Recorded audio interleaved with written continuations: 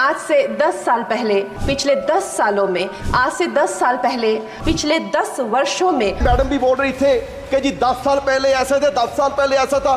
Sir, सिर्फ आंकड़ों से भारत आगे नहीं जाएगा। अगर पूरी दुनिया में भारत की पोजीशन देखनी है तो हैप्पीनेस इंडेक्स में हम 2016 में 118वें नंबर पर थे और अब 126वें नंबर पर चले गए। ग्लोबल हंगर में हम 111वें नंबर पर हैं 125 देशों में।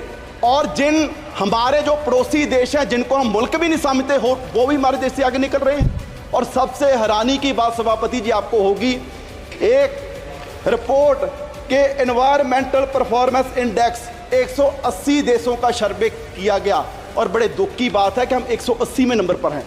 एक देश भी हमसे पीछे नहीं। और हम कह रहे हैं कि जी हम विश्व गुरु बनेंगे। सर, सिर्फ बातों से विश्व गुरु नहीं बनेंगे। पूरे देश के हालात ये हैं कि 140 करोड़ की पॉपुलेशन में सिर्फ 4.25 करोड़ लोग हैं जिनकी सैलरी, जिनकी कमाई महीने की 25,000 से ज़्यादा है। आप सोचिए, जिनकी 25,000 से महीने की सैलरी कम है, क्या वो किस तरह का कोई सम्मानजनक जीवन वो व्यतीत कर रहे होंगे।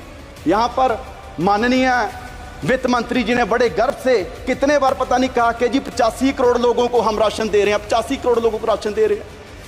ये कोई गर्व की बात नहीं, मुझे लगता है कि सरकार के लिए शर्म की बात है कि पिछले 10 साल में आप 85 करोड़ लोगों को गरीबी से बाहर निकाल पाए और आप इसकी चीज को बड़े गर्व से बता रहे हैं।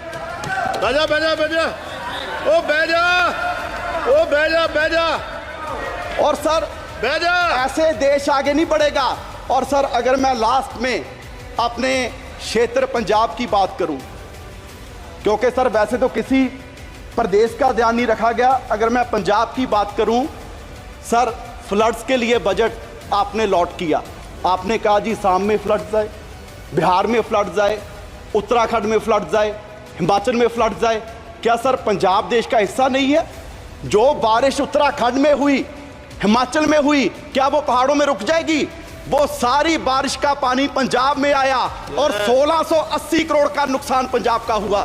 सर, मैं उस समय इरिगेशन मिनिस्टर था, मैं तरन तारण गया, मैं कपूरथला गया, मोहाली गया, रोपड़ गया और हमारे वहाँ सर क्षेत्र में ऐसा माहौल बन गया कि 3-3 फुट मिट्टी चढ़ गई।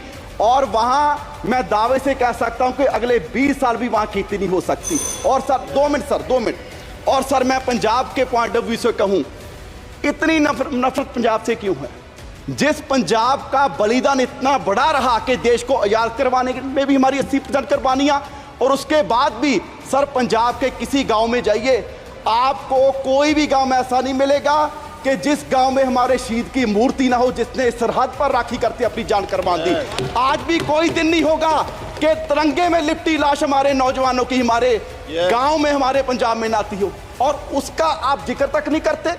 जिस बात के लिए आप कह रहे हैं कि जी देश आत्मनिर्भर हो गया, आत्मनिर्भर हो गया, आत्मनिर्भर करने में भी सबसे बड़ा योगदान हमारे किसानों का है। और वो कोई ऐसे नहीं हुआ, हमें मूल्य उतारना पड़ा, हमें अपना पानी बर्बाद कर लिया, हमें अपनी धरती बर्बाद कर ली। और पंजाब से कैंसर एक्सप्रेस ट्रेन जाती है सर राजस्थान, वो इसलिए जाती है क्योंकि देश का पेट भरने का काम पंजाब कर रहा है। और आप उसके लिए हमें दे क्या रहे हैं? हमारी झांकियां तक आपने 15 का 26 जनवरी में से निकाल दी। सो सर, मेरी मांग है कि पंजाब को स्पेशल पैकेज दिया जाए। हमारी इंडस्ट्री बर्बाद हो रही है, उसके लिए स्पेशल पैकेज दिया जाए। और ये बजट मैं कहूंगा कि सिर्फ धन्यवाद जी, धन्यवाद श्री हनुमान बेनीवाल जी।